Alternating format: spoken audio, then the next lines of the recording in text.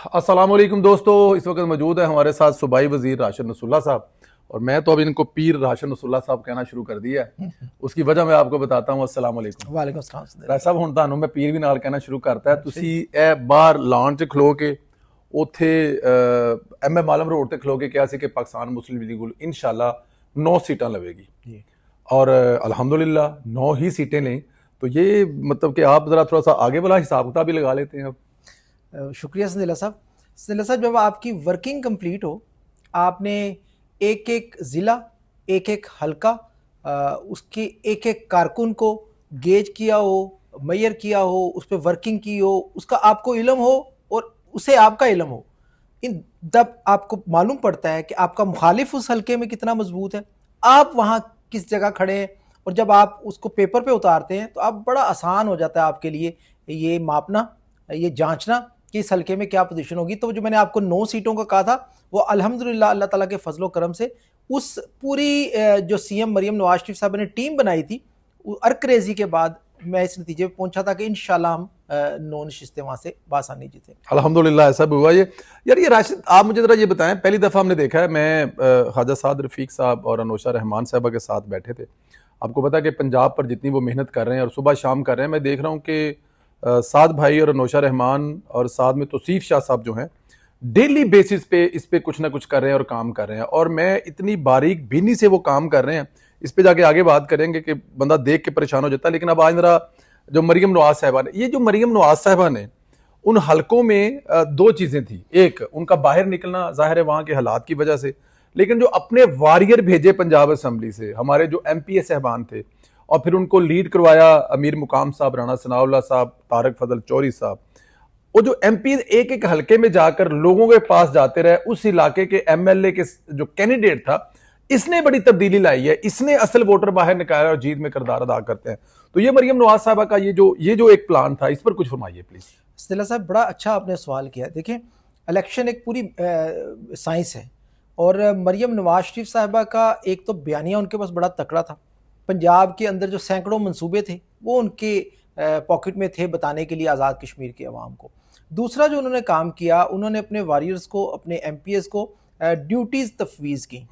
उन्होंने एक central coordination committee बनाई, एक डिविजनल कोऑर्डिनेशन कमेटी बनाई, एक डिस्ट्रिक्ट कोऑर्डिनेशन कमेटी बनाई और एक कॉन्स्टिट्यूएंसी कोऑर्डिनेटर कमेटी बनाई। अब आप देखें, फिर उनके नीचे उन्होंने टीम्स लगाई, और ये नहीं था कि बस वो एक कमेटी बना दी, अनाउंस कर दी, उसका नोटिफिकेशन हो गया, ऐसा नहीं था। उस हल्के की फिर व्हाट्सएप ग्रुप बना। उस व्हाट्सएप ग्रुप के अंदर मुतलका डिविजनल कोऑर्डिनेटर भी था, सेंट्रल कोऑर्डिनेटर भी था, लीडरशिप भी थी, वो एमएलए खुद भी था, उसके आगे पोलिंग एजेंट्स तक भी थे। तो इतनी बारीक बीनी से काम हुआ। फिर वो लोग जो कोऑर्डिनेटर्स लगाए गए, वो गलियों में, कूचों में, बाजारों में, कस्बों में, गोठों में वोटर्स के पास गए और जाके बात उन्होंने एक की है। लंबी चौड़ी बातें तो मरियम नवाज शरीफ साहबा ने आसान ही कर दिया। मैंने उस दिन भी आपको कॉस्ट ऑफ रेपुटेशन, ना उम्मीदवारों के लिए मसला रहा, ना वोट मांगने वालों के लिए मसला है, ना वोट देने वालों के लिए मसला। ये बड़ी लंबी चौड़ी गर्दान हुआ करती थी, कहीं से शुरू झूठ बोलना, कहीं खत्म, जी हम ये करेंगे, ये करेंगे, ये करेंगे। नहीं, मरियम नवाज शरीफ ने कहा भाई ये मेरे 100-125 मंसूबे हैं, ये पॉकेट में रखें, लेके जाएं, लोगों को बताएं हम ये करेंगे। लोगों ने सब कुछ देख रखा है, वो आपकी बात सुनेंगे। वोटर के लिए आसानी ये हो गई है कि वो उसे पता है यार पंजाब कहां से कहां चला गया है, जो बाकी सूबों का हाल है मुआवजा करना आसान है, तो इसलिए वो ठप्पा शेर पे लगाता है। तो एक पूरा साइंटिफिकली इलेक्शन लड़ा जा रहा है अल्हम्दुलिल्लाह, जिसका नतीजा ये निकला कि अल्हम्दुलिल्लाह में मीरपुर में 13 में से 9 नशिस्तें मिली। 13 में से 9 नशिस्तें मिले, वो बिल्कुल ठीक कह रहे हैं। ये मैं, क्योंकि मैंने इसको जाकर वहां पर देखा तो मैं हैरान था कि सुबह जो कोऑर्डिनेटर थे वो अपने अपने हलकों में निकलते थे और शाम को आकर राणा सनाउल्लाह साहब को रिपोर्ट भी देते थे, और राणा सनाउल्लाह साहब रिपोर्ट लेने के बाद नेक्स्ट डे के लिए जो उनको हदायत करते। तो ये बड़ा ही एक, और ये वजह है उसकी कि आप 9 सीटें ले गए। सब कायदे मोहतरम मियां मोहम्मद नवाज शरीफ साहब के जलसों पे हम बात तो कर चुके हैं, लेकिन क्योंकि अब जीत गए हैं, उन जलसों का कितना अहम किरदार है कि कायदीन को देखिए ना। अब जिसने वोट देना है उससे मांगने के लिए तो आया, जिसने वोट लेना है। आप जो वहां पे एमएलए हैं वो तो नवाज शरीफ के नाम पर वोट मांग रहे हैं, मरियम नवाज के वोट पे मांग रहे हैं। तो उनके आने से वोटर को कितनी तकवीयत मिली बाहर निकले और वोट डाले। जी सनीला साहब, देखें 21 जुलाई को मियां नवाज शरीफ साहब ने, मरियम नवाज शरीफ साहबा ने मुजफ्फराबाद में पहला जलसा किया। आप 21 जुलाई के अखबार दिन से पहले के अखबारात उठा लें, सोशल मीडिया पोस्ट उठा लें, कोई छोटा बड़ा चैनल उठा लें, कोई और मीडियम उठा लें, आप टिकटॉक उठा लें, फेसबुक उठा लें, आपको एक चीज नजर आएगी, तिंबर का डंडा, इंतशार, तशद्दुद, खून, धरना, जुलूस, नारेबाजी, गाली, बदतमीजी, बदअखलाकी, ये आपको नजर आएगा। और माहौल ऐसा बना दिया गया था, ये भी एक प्रोपेगेंडा का हिस्सा था। ये बताया जा रहा था जी यहाँ तो बड़े हालात खराब हैं, यहाँ तो सियासी पार्टी का किसी का आने का जलसा करना तो दूर की बात। देखिए, जो ही वज़ीर आला मरियम नवाज शरीफ साहबा ने और कायद मुस्लिम लीग नून मियां नवाज शरीफ ने फैसला किया कि हम वहाँ जाएंगे, उन्हें अपने कश्मीरी बहन भाइयों पे एतबार था, एतमाद था, वो इस जज्बे के साथ निकले। उन्होंने कहा जी हम अपना मुकदमा उनकी सरजमीन पर, कश्मीर की सरजमीन पर खड़े होकर अपने कश्मीरी भाइयों के सामने रखेंगे, अपनी कश्मीरी बहनों के सामने रखेंगे, तो हमें 100% यकीन है कि वो इसको बाय करेंगे, वो इसको, इस पर हमें एतमाद की नज़र से देखेंगे। और वही हुआ सदीला साहब। 21 जुलाई का जलसा हुआ, 24 का मीरपुर में हुआ। उस 2 जलसों ने पूरे कश्मीर की फिजा बदल दी। उसके बाद आप अखबारात उठाएं, ना आपको जुलूस मिलेंगे, ना धरने मिलेंगे, ना एहतजाज मिलेगा, ना गाली मिलेगी, एक ही बात मिलेगी, तरक्की, खुशहाली। ग्रीन बस की बात करते हुए लोग मिलेंगे, क्लिनिक और व्हील की बात करते हुए मिलेंगे, फील्ड हॉस्पिटल की बात करेंगे, धी रानी प्रोग्राम की, अपनी छत अपना घर की, रहमत कार्ड की, हिम्मत कार्ड की, मिनॉरिटी कार्ड की। ये वो काम थे जो लोगों ने तब्दील कर दिए डंडों से। उन्होंने कहा जी डंडों से तो हमारी तकदीर नहीं बदलेगी। जो मरियम नवाज शरीफ कह रही है डाइस पे खड़े होके, उन्होंने उसको माना। जो मियां नवाज शरीफ वादा कर रहा है उन्होंने उसको माना। और फिर आपने देखा जो वादे 21 को हुए वो 22-23 को पूरे भी हुए।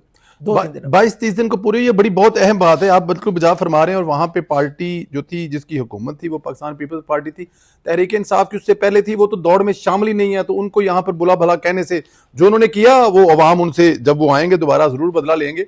लेकिन पाकिस्तान पीपल्स पार्टी से जैसा बदला लिया है कश्मीर की अवाम ने, वो हमें नजर आया। 2.5 साल से हुकूमत कर रहे हैं। बिलावल भुट्टो जरदारी साहब ने किसकी उसकी तकरीर की है हारने के बाद। इलेक्शन अगर हम इसी तरह ले लें कि जीबी में इलेक्शन जी फर्ज किया कि क्योंकि अब वहां पे पीपल्स पार्टी ने हुकूमत बनाई है तो वो जीत गई है, और मुस्लिम लीग नून जो है वो दूसरे नंबर पर आई है। लेकिन हमारे वजीर आजम ने तो बिलावल भुट्टो जरदारी साहब को शाबाश दी, और साथ ये भी कहा कि आपने बहुत अच्छी कंपेन की है। उनके वालिद मोहतरम सदर जरदारी के सामने उनकी तारीफ की। तो हमारी पार्टी की तरफ से उनकी जीत पर यह मुबारकबाद। और आज हमारी जीत पर जो उन्होंने अल्फाज बोले, क्या ये जस्टिफाई किए जा सकते हैं? देखिए सदीला साहब, ये किसी भी सूरत जस्टिफाई नहीं किए जा सकते। बिलावल को अब बड़ा होना चाहिए, बचपन से निकलना चाहिए, उसे पाकिस्तान की 78 साल तारीख पढ़ लेनी चाहिए एक दफ़ा, और अच्छे से अजबर कर लेनी चाहिए। देखिए, ये नहीं हो सकता कि आप अगर एक खित्ते में इलेक्शन जीते तो आप वाह वाह दादे तहसीन वसूल करें। आप अगर किसी दूसरी जगह उसी मुल्क में इलेक्शन हारे तो आप धांधली धांधली का बगल जो है अपने जेब में रखें और बजाना शुरू कर दें जैसे ही आप वहां से हारे। ऐसे नहीं हो सकता। आपने बड़ी अच्छी बात की। गिलगित में अभी पूरे रिजल्ट नहीं आए, लेकिन हमें पता चला कि अभी इन नशिस्तों पे वो आगे हैं, तो उन्हें मुबारकबाद हमने दी। एक नशिस्त थे आगे थे, ज्यादा भी नहीं। हमने कहा जी ठीक है, आप मेजोरिटी में हैं तो आप बना लें हुकूमत, उनको मुबारक। एक सीट की मेजोरिटी, ये भी याद रखना चाहिए। बिल्कुल, तो उनको दिया।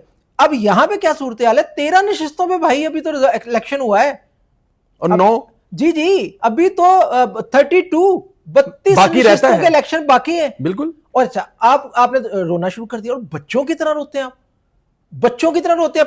650 बंदा आप सामने इकट्ठा करके और रो रहे हैं, और बकायदा रो रहे हैं, आंसुओं के साथ रो रहे हैं, बिलक बिलक कर रो रहे हैं। भाई ये नहीं करना चाहिए, फराख दिली का मुजाहरा करें। मुस्लिम लीग नून जहां हुकूमत नहीं बना सकी, जहां इलेक्शन नहीं जीत सकी, हमने आपको मुबारक दी। कश्मीर के अंदर 13 में से 9 नशिस्तें हम जीत गए हैं, इसको मान लें। यकीन नहीं आता आपको, क्योंकि आपने करके कुछ नहीं दिखाया। आपने पहले से ही जहन बनाया था। और एक और बात सदीला साहब, आपके प्लेटफॉर्म से मैं कहूं, इस रविश को भी अब तोड़ना होगा। ये रविश क्या है?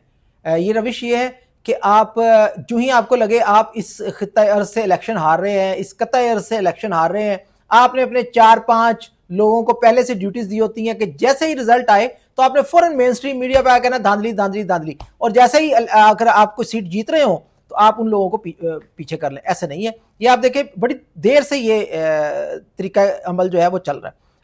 2024 के इलेक्शन में ऐसा ही है, मीडिया पे चला दिया, पीपल्स पार्टी जीत गई। अपना एक वतीरा बनाया हुआ है कि ये 4-5 लोग मीडिया पे छोड़ते हैं और लीड उसको खुद करते हैं, बिलावल बेबी साहब, तो वो खुद लीड करके और उसको कहते हैं जी कि धांधली हो गई है, धांधली हो गई है।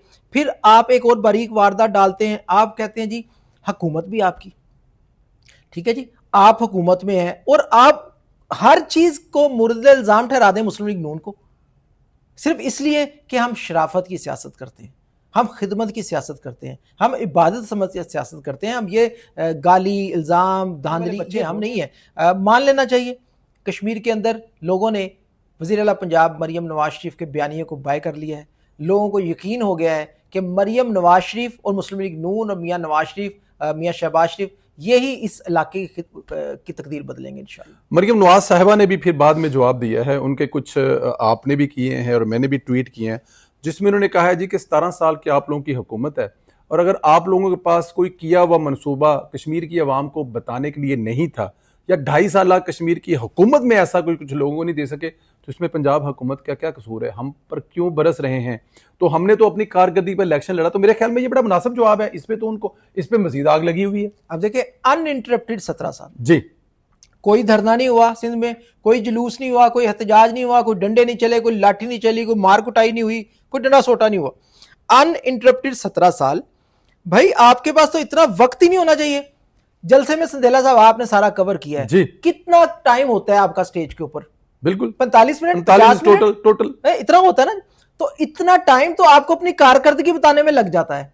अगर आपने किया कुछ नहीं तो आप जलसों में क्या करेंगे? आपने वो 40-45 मिनट किल भी तो करने हैं ना, सिर्फ दूसरों पर तनकीद वो गुजारने भी तो है ना। आपने अवाम जो आपने सामने इकट्ठी की हुई है उसको क्या बताएंगे? दो ही ऑप्शन है, या तो आप वो बताएं जो आपने 17 साल में किया अवाम को, क्या आपने अच्छे हॉस्पिटल दिए, क्या आपने अच्छे स्कूल दिए, क्या आपने अच्छी यूनिवर्सिटीज दी, क्या आपने अच्छे कॉलेजेस दिए, क्या आपने अच्छी सड़कें दी, क्या आपने अच्छा इंफ्रास्ट्रक्चर दिया। अगर तो आपने दिया होता ना संदेला साहब, तो बिलावल साहब उन 40-45 मिनट का ऐसा अच्छा इस्तेमाल करते, वो बताते सिंध कश्मीर का कि सिंध में ये करके आए हैं भाई, कश्मीर का 27 को, 2 को और 10 को इलेक्शन है, हमें वोट दो। बात खत्म, 45 मिनट अब इसमें गुजारे। वो 45 मिनट मरियम नवाज शरीफ साहिबा ने इस्तेमाल किए जो स्टेज पे होते हैं, और फिर भी पूरे मनसूबे नहीं गिनवा सके। कोई इल्जाम नहीं लगाया, कुछ नहीं किया, कोई दुश्मन दराजी नहीं की, कोई गाली नहीं दी, कोई बदतमीजी दी। उनके पास वो 45 मिनट का टाइम कम था बताने के लिए, उनके मंसूबे ज्यादा थे। पूरे मंसूबे अगर आप तकरीर को दोबारा रिपीट करके देखें, वो मंसूबे बता नहीं सके पूरी। ऑफ कोर्स नॉट जी, 45 मिनट में एक 200 मंसूबा कैसे गिनवा सकते हैं? अलबत्ता बिलावल साहब के पास गालियां खत्म हो गई थी वो मेरा ख्याल 33 मिनट के बाद ही भाग गए हैं। तो ये है फर्क भाई। जी बिल्कुल, इसमें कोई शक नहीं। आखिर में मुझे जरा ये बताइए, कायदे मोहतरम का आज मूड कैसा था? जाहिर है आपका, ये आपकी खुशकिस्मती है, पूरा पाकिस्तान जानता है कि राशिद नसरुल्लाह साहब को अल्लाह पाक जिंदगी से दे और कायदे मोहतरम के भी आपका उनके साथ इतना टाइम गुजरता है। तो आज कैसा मूड था कायदे मोहतरम का इस जीत के बाद? देखिए संदेला साहब, कायदे मुस्लिम लीग नून, सदर मुस्लिम लीग नून मियाँ नवाज शरीफ साहब जो हैं, वो बड़ी कनात पसंद, बड़ी ठहरी हुई, कॉन्टेंटेड पर्सनैलिटी के हामिल शख्स हैं। आप भी जानते हैं माशाल्लाह। वो किसी भी चीज़ पे ओवर एक्साइटेड नहीं होते, वो अल्लाह ताला का शुक्र अदा करते हैं। किसी भी जीत पर, किसी भी फतह पर वो अल्लाह ताला का शुक्र अदा करते हैं, अपनी अवाम का शुक्र अदा करते हैं। अब से चंद लम्हों पहले उन्होंने ट्वीट भी किया जिसमें उन्होंने अवाम का शुक्रिया अदा किया, कारकुनान का शुक्रिया अदा किया, कोऑर्डिनेटर्स का शुक्रिया अदा किया, पूरे मीरपुर आज़ाद कश्मीर का शुक्रिया अदा किया। तो मियां नवाज शरीफ साहब बहैसियत सदर मुस्लिम लीग नून, ये उनके लिए एक बड़ा खुशी का दिन था और वो भी अल्हम्दुलिल्लाह बड़े खुश थे इस जीत पर, और ये शानदार जीत थी। और मुझे लगता है, ये मेरी फीलिंग है कि संदेला साहब, ये भी तो कोई छोटी बात नहीं है कि एक वालिद इतना खुश हो रहा है कि उसकी जमात ग्रो कर रही है, उनकी बेटी पंजाब के 14-15 करोड़ अवाम की वज़ीर आला है, और वो अपने मंसूबे बता के अपना बयानिया उसने इतना स्ट्रांग उनकी बेटी ने तैयार किया है कि कश्मीर की, आपने जलसों में देखा कैसे पिन ड्रॉप साइलेंट कश्मीरी सुन रहे थे अपनी बेटी को कि हमारी बेटी क्या काम करके हमारे पास आई है और मैं बता रही है कि मैं कश्मीर में भी ये करूंगी। तो ये बड़ा फखरिया लम्हा भी होता है एक वालिद के लिए। और बहैसियत कारकुन मुस्लिम लीग नून, मेरे लिए, आपके लिए संदेला साहब, इतनी खुशी है किसी से अल्फाज में बयान नहीं किया जा सकता। और मैं आखिर में आपके नाजरीन के लिए एक और बताऊं, अपने कारकुनान जो दोस्त हैं, जो सारे सीनियर्स हैं, हम तो सबसे जूनियर हैं, छोटे से कारकुन है पार्टी के, एक बात, रोने वालों को रोने दें, जो बिलक रहे हैं उनको बिलकने दें, उस तरफ अपनी तवज्जो, अपनी एनर्जीज वेस्ट ना करें। अब एनर्जीज अपनी जो है वो लगाएं आप 2 अगस्त पे सबसे पहले। 10 अगस्त को हम बाद में देखेंगे, अभी फिलहाल 2 अगस्त पे, फिलहाल 2 अगस्त की तरफ आए। आपकी मुहाजिरीन मुकीम पाकिस्तान की 12 नशिस्तें हैं जिनके इलेक्शन 2 अगस्त को है। आपकी मुजफ्फराबाद की 9 नशिस्तें हैं जिनके इलेक्शन 2 अगस्त को है। इंशाअल्लाह बफजले खुदा ताला, अल्लाह ताला ने चाहा कारकुनान की ताकत से, मुजफ्फराबाद की 9 नशिस्तों में से इंशाअल्लाह हम 7 नशिस्तें जीतेंगे, और मुहाजिरीन मुकीम की 12 नशिस्तों में से अल्लाह ताला के फजल करम से 8 से 9 नशिस्तों में हम इंशाअल्लाह ताला भारी अक्सरियत से कामयाब, अपनी तमाम तवानाइयाँ 2 अगस्त के इलेक्शन पे इन 21 नशस्तों पे मरकूज करें। शाह गुलाम कादिर को जितवाएं, राजा फरूक हैदर को जितवाएं, इफ्तिखार गिलानी को जितवाएं, नूरीन आरिफ साहबा को जितवाएं। तो ये सारे सिपाही वहां आपके खड़े हैं, इनको जितवाएं और शेर इंशाल्लाह ताला 2/3 मेजॉरिटी से आज़ाद कश्मीर की तकदीर बदलने के लिए आ रहा है इंशाल्लाह ताला। अभी खत्म नहीं हुआ राज साहब, मेरे से 1-2 सवाल और भी। मुझे जरा ये बताएं, अभी आपने पंजाब का जिक्र किया, अगर मैं गलत नहीं हूं तो कल शायद आपकी एक मीटिंग भी है जो कि साद रफीक साहब बुला रहे हैं, क्योंकि कायदे मोहतरम के हल्के में भी कश्मीरियों के वोट हैं। तो इस वक्त ये जो पंजाब वाला महाज संभाला हुआ है ख्वाजा साद रफीक ने, अनोशा रहमान और जैसे बताया कि तौसीफ शाह, यहाँ की तैयारी के बारे में बताइए कि यहाँ पर कैसा चल रहा है। हम देख रहे हैं कि साद रफीक साहब नारोवाल से लेकर शकरगढ़ से लेकर वो जंग से लेकर सरगोदा मुल्तान पूरा घूम रहे हैं और लाहौर में डेरे जमा कर बैठे हैं। यहाँ की तैयारी के बारे में देखिए, बड़ी अहम नशिस्तें हैं ये 12 नशिस्तें, और इसके लिए भी उसी तरह से वेल कोऑर्डिनेटेड एफर्ट्स हो रही हैं। अल्हम्दुलिल्लाह एक सेल बनाया गया है जी। उस सेल को चीफ मिनिस्टर साहिबा खुद देख रही हैं, सदर मुस्लिम लीग नून खुद देख रहे हैं, और ख्वाजा साद रफीक ने, अनुशा रहमान साहबा ने, तौसीफ ने, उसमें आपके खादम भी उसमें शामिल जी, है। जी, जी, जी। तो हम बड़ी बारीकबीनी से पूरे पंजाब के दौरे किए गए। साद रफीक ने, अनुशा साहबा ने, बड़ी अर्करेजी से वो शेड्यूल तैयार किया गया। इससे हमें 2 फायदे हुए। एक तो हमारी इलेक्शन की तैयारी बहुत अच्छी हुई, दूसरा पंजाब में हमारी पार्टी रीऑर्गेनाइज हो रही है। जो कारकुनान हमारे स्लीपिंग मोड में थे वो भी एक्टिव हो गए हैं पूरे, क्योंकि ये 12 नशिस्तें पूरे पाकिस्तान को रिप्रेजेंट करती हैं। तो ये एक बड़ा खुश आइंद है। इलेक्शन तो इंशाल्लाह ताला हम जीतेंगे, वाज़ेह अक्सरियत से जीतेंगे। घर घर हमारे MPs जा रहे हैं, अपना पैगाम पहुंचा रहे हैं। मैंने वो कैंपेन, क्योंकि मैं खुद भी देखता हूँ, वो मेरा ख्याल है कोई हार्डली 1.5 से 2 मिनट की कैंपेन होती है जी। अगर आप जब डोर किसी कश्मीरी बहन भाई का नॉक करते हैं तो आपसे 1.5-2 मिनट में बता देते हैं कि जी ये मरियम नवाज शरीफ साहब ने किया, ये हमारा बयानी है। और वो आगे से मोस्टली तो आगे से वही बता देते हैं मरियम ने क्या किया। वो आगे से जो जवाब मिलता है वो बड़ा हौसला अफजा आता है। कश्मीरी वोटर जो मुहाजिर मुकीम पाकिस्तानी वोटर है वो एक ही बात कहता है सीधे आप वेखण डे पंजाब किवें तुसीं बदल दिता ते सानू असीं ते वोट शेर नहीं पाना। ये वो कश्मीरी बहन भाई कहते हैं। तो मेरा ख्याल आसानी होगी, आसानी होगी। राशिद भाई, मैं आखिर में चाहूंगा, हमारा प्रोग्राम तो खत्म हो गया, लेकिन ये मुझे बड़ा खूबसूरत, इसको अगर मैं इजाजत हो तो उठा लूं। ये आपका जो रहमत कार्ड है वज़ीर-ए-आला पंजाब बराए बेवगान बेसहारा यतीम बच्चे, ये सेहत कार्ड है जी। राशिद नसरुल्लाह साहब माशाल्लाह इन्होंने बड़ी मेहनत से इस कार्ड पर बड़ी मेहनत की। और जो सबसे खूबसूरत बात मुझे राशिद नसरुल्लाह की लगी कि ये जो हमारी बहनें या बेटियां हैं या बेवाएं हैं, इनको किसी लाइन में ना लगना पड़े और इनका जो वो किसी जगह पे उनकी तजलील ना की जाए, वो अपने घर पे बैठे इस कार्ड से अपने पैसे निकलवा सकें। इस कार्ड के बारे में बताइए, कितने लोग इसको ले चुके हैं, कितने लोगों को वो पैसे मिल चुके हैं और कितने लोग इसको लेना चाहते हैं, कितनी दरखास्तें, क्या इसकी सूरत हाल है जरा बताएं, क्योंकि बड़ा कामयाब रहा है आपका। जी सदर साहब, अल्हम्दुलिल्लाह प्रोग्राम की लॉन्चिंग के बाद इसमें तकरीबन 6 लाख बेवा खवातीन ने इसको अप्लाई किया। 6 लाख। और आपने देखा, आपने किसी एक मेरी बहन को, माँ को, बेटी को लाइन में लगा हुआ नहीं देखा होगा, टीवी पे नहीं देखा होगा, किसी कमर्शियल में नहीं देखा होगा। मैंने सबसे पहले मरियम नवाज शरीफ साहबा से की इजाज़त से ये मेक श्योर किया कि मेरी कोई माँ बहन बेटी जो इस कार्ड को अप्लाई करे वो कहीं दफ्तरों के चक्कर ना लगाए। ये मैंने मेक श्योर किया। ऑनलाइन घर बैठे उसे कार्ड वो अप्लाई करे, घर बैठे उसे कार्ड डिलीवर हो। अभी बहुत से लोग मुझे कह रहे थे जी आप उनके इंटरव्यूज कराएं, और ये मैंने कहा देखें, मैं उनकी तस्वीर जारी नहीं कर सकता। मेरे घर में भी माएँ बहनें हैं, तो अल्लाह का शुक्र है संदीला साहब, बैलेटिंग हो चुकी है। 6 लाख में से पहले फेज में, मैं पहले भी आपके प्रोग्राम में बताया, 50,000 कार्ड हमें देना थे, 50,000 वो जो बैलेटिंग होनी थी। अब तरसील का अमल जारी है। उन माओ बहनों बेटियों के घरों में कार्ड हम डिलीवर कर रहे हैं। वो मैं आपको पिक्चर्स भेजूंगा, आप वो लगा भी दीजिएगा, जिसमें कार्ड रिसीव किए जा रहे हैं। घर बैठ के अप्लाई किया, घर बैठ के बेहतरीन जो डिलीवरी सर्विस है उसको हमने हायर किया है, वो घर बैठ के उसको कार्ड डिलीवर कर रही है और 1 लाख रुपया उसके अकाउंट में आ रहा है। अल्हम्दुलिल्लाह इस वक्त तक जो हमें है वो 28,000 कार्ड्स हमने घरों में डिलीवर कर दिए हैं। 28,000 एक बहुत बड़ा नंबर है, बहुत बड़ा नंबर है। 28,000 एक बहुत बड़ा नंबर है। और बाकी जो है वो प्रोसेस में है। ये कितने पैसे दे रहे हैं एक दफा में आप? 1 लाख रुपए। तो 28,000 कार्ड 1 लाख के साथ रिसीव हो चुके हैं। उन माओ बहनों बेटियों ने रिसीव कर लिए हुए हैं। तो मेरी ये सबसे बड़ी जीत